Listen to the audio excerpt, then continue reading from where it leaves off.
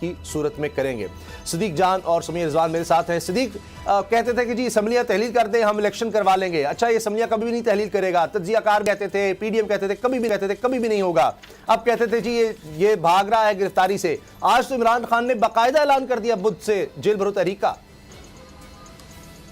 देखें, ये इमरान खान साहब बिल्कुल प्रेशर बढ़ाते चले जा रहे हैं और इमरान खान लड़ाई को अगले फेज में लेकर जा रहे हैं। इमरान खान ने आज खुला चैलेंज दे दिया है। इमरान खान ने वाजे कर दिया है कि आपको अगर गिरफ्तारी का ज़्यादा शौक है तो आओ, हम तो गिरफ्तार होने के लिए तैयार हैं। और हमारे प्रोग्राम में बताया था इजाज़ चौधरी साहब ने कि 7 रोज़ के अंदर अंदर जो है ये जेल भरो तहरीक शुरू हो जाएगी। बिल्कुल उसके मुताबिक अब 7 रोज़ के अंदर अंदर ये फैसला हो गया है और जेल भरो तहरीक का ऐलान कर दिया गया है। लेकिन उसामा गाजी साहब, अभी इसमें बड़ा मोड़ आ सकता है।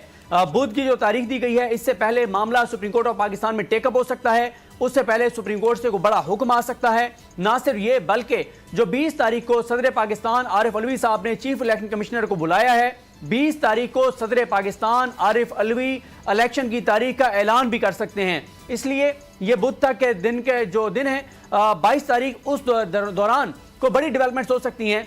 और जहां तक बात है इमरान खान की गिरफ्तारी की, देखें 3 रोज हो चुके हैं इमरान खान की जो जमानत खारिज हुई एटीसी से, लेकिन अभी तक हुकूमत ने कोई जो है वो सीरियस अटेम्प्ट नहीं किया इमरान खान को गिरफ्तार करने के हवाले से। क्योंकि पहले एक जो वहां पे पुलिस का एक लगा कि गिरफ्तार करने जा रही है और कारकुनान जितनी बड़ी तादाद में कल रात को पहुंचे, वो बहुत हैरान कुन था।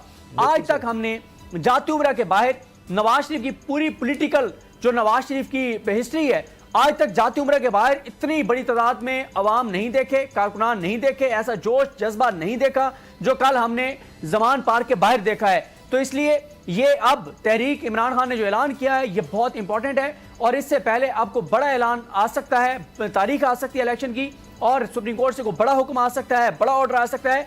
चीजें तेजी से अब आगे बढ़ेंगी और इमरान खान ने फैसला कर लिया है कि उन्होंने लड़ाई को अगले फेज में लेकर जाना है। और इमरान खान जो है वो अटैकिंग पोजीशन में है, डिफेंसिव पोजीशन में नहीं है। हुकूमत जो है वो डिफेंसिव पोजीशन में है।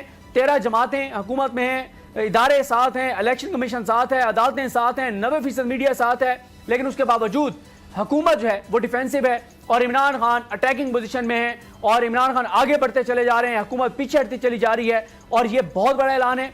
और अब आप देखेंगे कि चीजें जो है वो तेजी से बदलेंगी। अब देखते हैं कि हुकूमत इस हवाले से क्या करती है। सुमिया, इमरान खान साहब को जब हुकूमत से निकाला गया उस वक्त के बाद